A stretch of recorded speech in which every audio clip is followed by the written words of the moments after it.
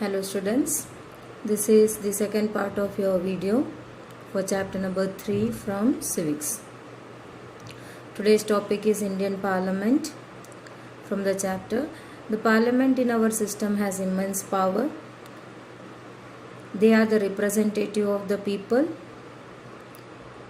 The Parliament of India is also known as Sansad in Hindi, is the supreme law-making institution. So it is having two houses, that is Rajya Sabha and Lok Sabha. Rajya Sabha is considered as the upper house and known as Council of States in English, with a total strength of 245, that is split into two, that is 233 plus 12.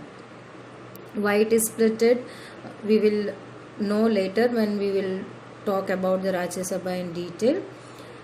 And Rajya Sabha is chaired by the Vice President of India. Lok Sabha, also known as House of the People, with a total membership of 545. Again, this number is also splitted, that is 543 plus 2, is presided over by the Speaker. And Lok Sabha is considered as the lower house of the Parliament. So as I said, the Parliament of India is the supreme law-making body. Legislature part you can consider it as. It has two houses, Rajya Sabha and Lok Sabha. So we are going to talk about Rajya Sabha first of all, also known as Council of States. So its functions primarily as the representative of states of India in Parliament. Now, how the representative of states of India in Parliament? Members of Rajya Sabha are elected by the elected member of legislative assemblies of the state. Here, the member of legislative assembly of the state, they are electing the members for Rajya Sabha. How? Just recall your 7th standard syllabus. There you have learned that in states elections are held and representative stands from the different parties and they are elected by the people. So that elected representative are known as member of legislative assembly, that is MLA. So they become the MLA of the state. So these members from different states are electing the member of Rajya Sabha. Here I have given the example like Gujarat. From Gujarat, the Gujarat's MLA elect who will represent the state of Gujarat in Rajya Sabha, and he also become the MP, he or she will become the MP of Rajya Sabha, because in Parliament when they are person in Rajya Sabha, when they are member in Rajya Sabha, they are known as MP, means the member of Parliament. MP stands for member of Parliament. So how are the member elected in Rajya Sabha? The MLA, the elected MLA of state are electing the member for Rajya Sabha.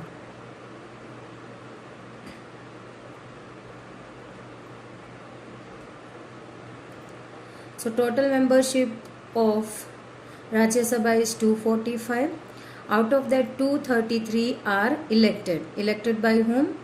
By ML, as we have read in previous slide, plus 12 member. Already I said that 245 is split into 2, that is 233 plus 12. So 233 is elected by the MLA and 12 were nominated by the President. Now from where the President is nominating? From the different field. The different fields like literature, then social service and education, etc. So they should be having mastery or they were having the excellence in their field. Here I have given the example of Sachin Tendulkar. He was nominated by the President because of his excellence in the sports. So he doesn't have to stand in election, or he is not elected, he is nominated by the President. Now The Rajya Sabha is chaired by the Vice President.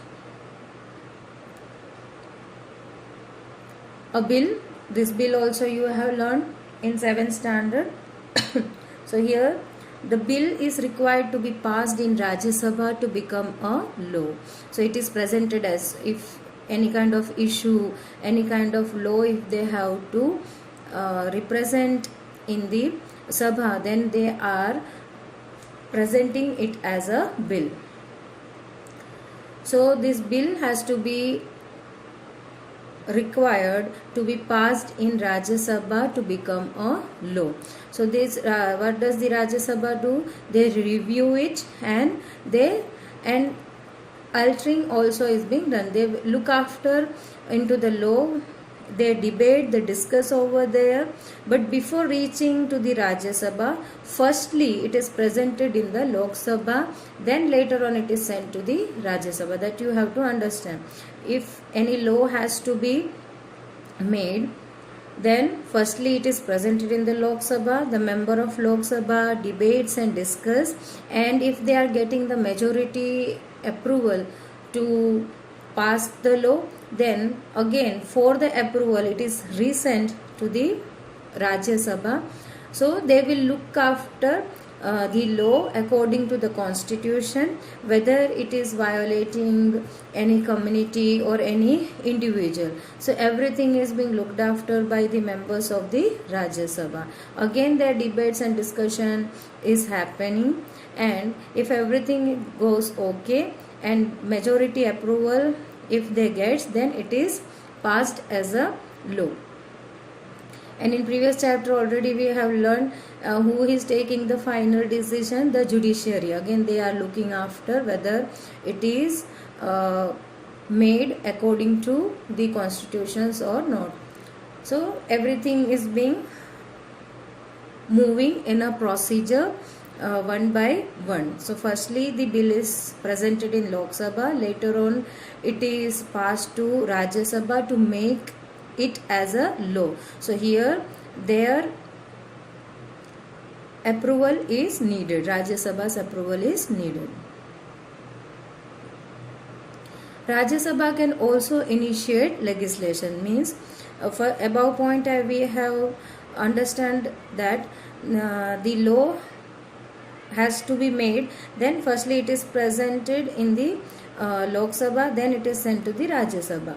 Now Rajya Sabha directly can initiate a legislation, it means it can also make a law, then it is sent to the Lok Sabha. Why it is sent to the Lok Sabha? Because Lok Sabha is residing in different states. So whether that particular state or community or individual is having any problem, or if it is violating any fundamental rights of the community or individual, that is being looked after by the Lok Sabha. If it is not, then they are giving the approval and it is sent to the Rajya Sabha again.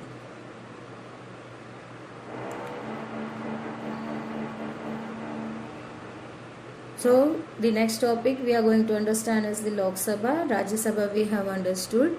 Now the country is divided in the different groups, that is known as constituencies. So how many constituencies are there? 543. Overall Lok Sabha having the seats 545. Out of that, the 543 constituencies, the whole country is divided into 543 constituencies. Now from these constituencies, representative stands from the different party.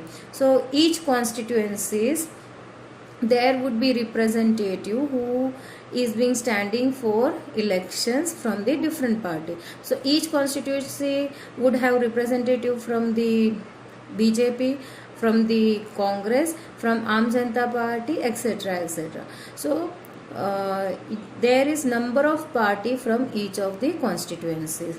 Now from that each of the constituency, one party wins. Here you can see the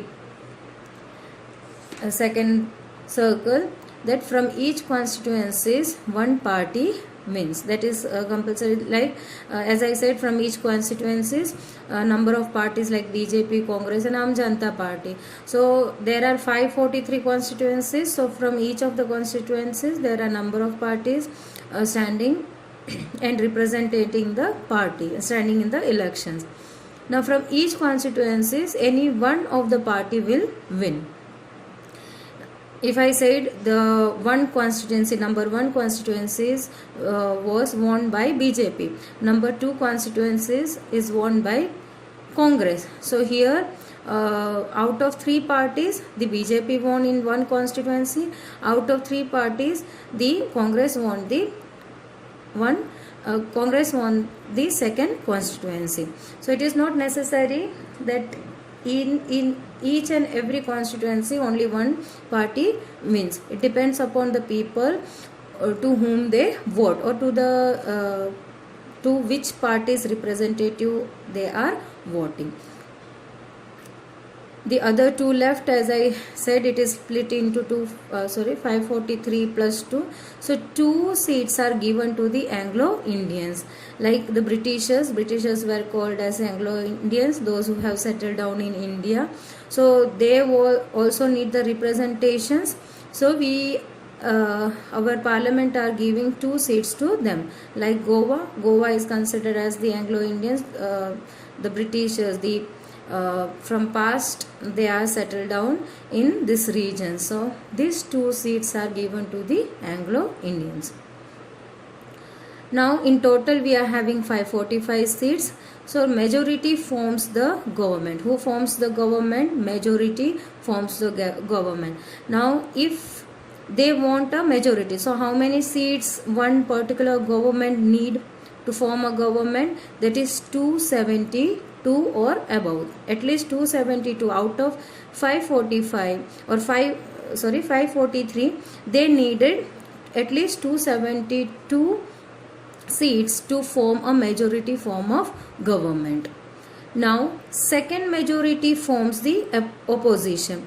After these seats, majority seats forms a government, the second largest seats having party will form a opposition government. So this is the structure of Lok Sabha. Hope you have understood. The same thing is written over here. That was in flowchart. So for better understanding, I have done that. Here you can say Lok Sabha, or it is also known as House of People. As I said, people in elections are voting the representative on behalf of us. They are becoming a MLA for states. Now total membership of 545, as I said, 543 elected and plus 2 are nominated. This Lok Sabha is presided by Speaker. Elections of Lok Sabha held after every 5 years. This most probably you are knowing. After every 5 years there are elections for Lok Sabha. If they are not happy with the government, what they have chosen, so they can change after every 5 years. Now country is divided into several constituencies that we have learned in flowchart, but this is in written form. Just go through it. So country is divided into several constituencies, I say, on the basis of the populations. Each of these elects one candidate, as I said, from several parties. Each constitution selects one candidate from one particular party to the parliament. Now 543 are being elected by the people from each constituencies, and 2 representation were given to the Anglo-Indians. And who is nominating it? Again, it is nominated by the president. The elected candidate become the member of parliament or the MPs. So the person who are elected, the candidate which are elected, they become the member of parliament, or you can call it as MPs in short form.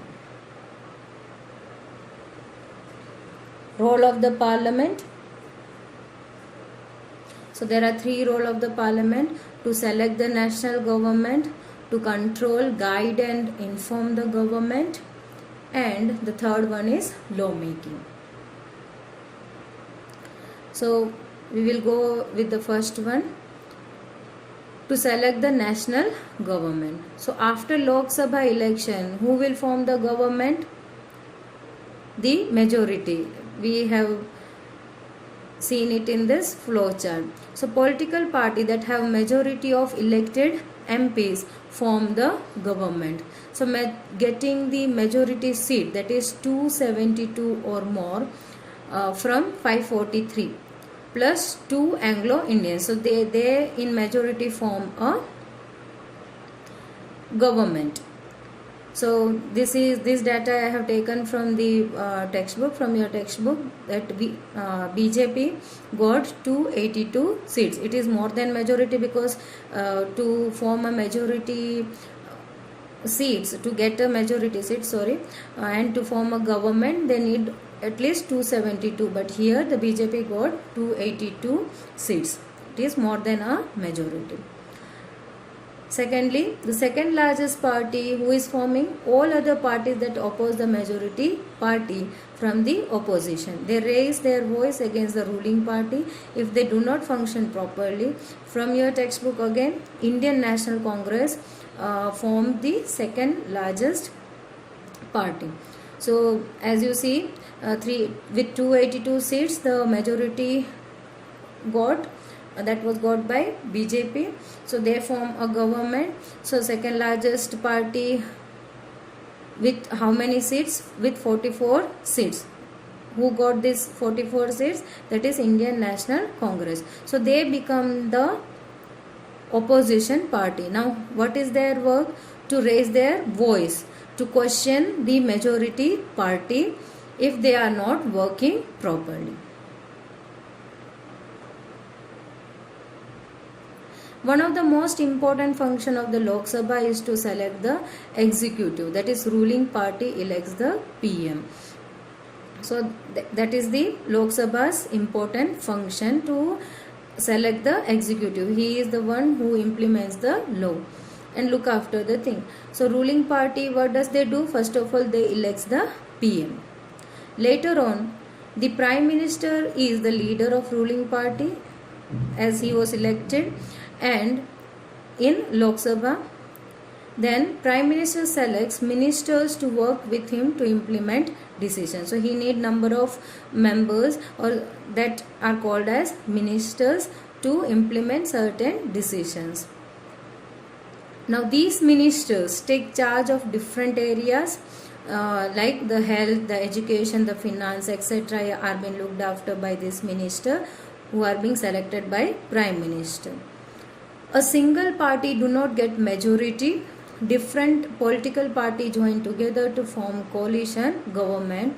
So again, you can see in your textbook, it is taken from the 2009 election. Here the majority party was the Congress, but how many seats we needed for the majority party? 272. So Indian National Congress was failed to accumulate that seat, or to get that seat. They were not having that much, that majority seat, that is 272. So what does the party do? They take the support from the other political parties. So together they form a government. Together they form a majority government. So then only they get the rights to form a government. So here in majority they form a group, and then they can form a government. So this kind of party what they create in together, that is called as coalition government. Without getting a majority seats, they take the support of other political party to join them, and they form a government. So this kind of government is called coalition form of government. So in the next topic we will learn in the next part of video. Till then, stay tuned.